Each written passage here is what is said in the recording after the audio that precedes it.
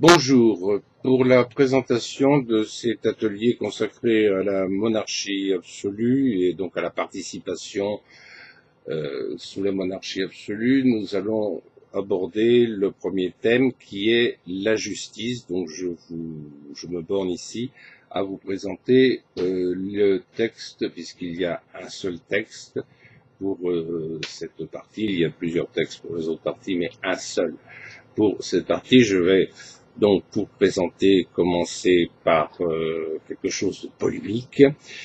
Monsieur le Premier ministre italien Berlusconi a dit récemment que la justice était le cancer de la démocratie.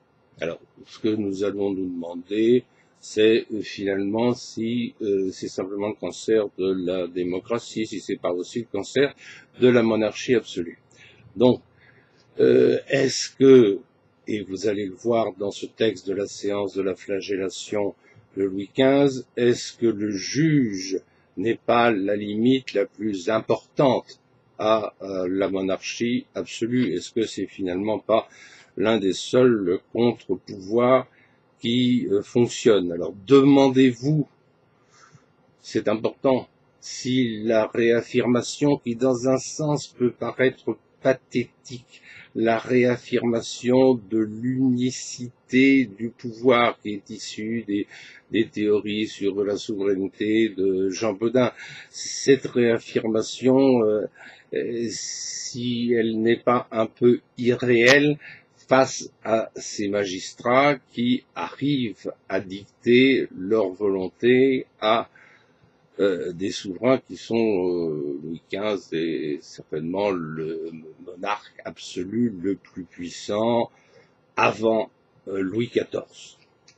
Bon, le roi le roi dans la monarchie absolue gouverne-t-il tout seul? C'est finalement la question qu'il faut se poser.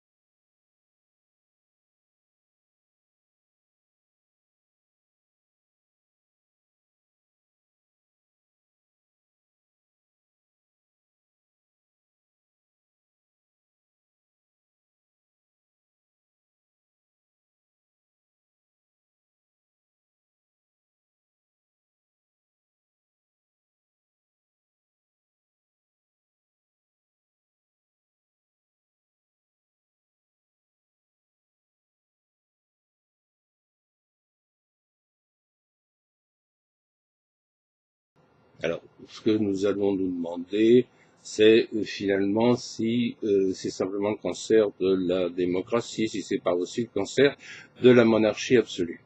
Donc, est-ce que, et vous allez le voir dans ce texte de la séance de la flagellation de Louis XV, est-ce que le juge n'est pas la limite la plus importante à la monarchie absolue? Est-ce que c'est finalement pas l'un des seuls contre-pouvoirs qui fonctionne? Alors demandez-vous, c'est important, si la réaffirmation qui dans un sens peut paraître pathétique, la réaffirmation de l'unicité du pouvoir qui est issue des théories sur la souveraineté de Jean Bodin, cette réaffirmation, si elle n'est pas un peu irréelle face à ces magistrats qui arrivent à dicter leur volonté à des souverains qui sont Louis XV est certainement le monarque absolu le plus puissant avant Louis XIV. Bon, le roi